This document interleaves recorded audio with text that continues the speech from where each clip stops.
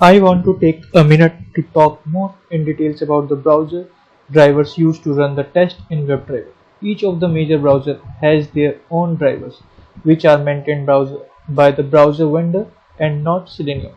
All the drivers are written in the same language as the browser, and a thin wrapper is implemented around the browser driver, which makes it easy to use the binding without knowing how the code is working under the hood. There are few similarities between the browser drivers. First, there is usually some setup required in order to use them. Their API functionality is all pretty similar to allow the same functionality between each driver, and all the drivers are part of the W3C spec standard.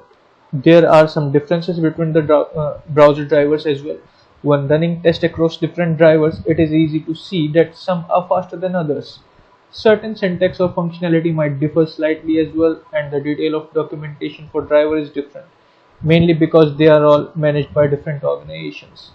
So I will briefly discuss the four major drivers, starting with ChromeDriver.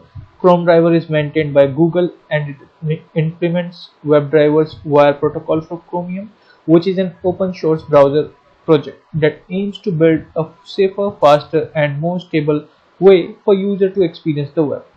The Chrome drivers support both web and mobile and is available for Chrome on Android and Chrome on desktop.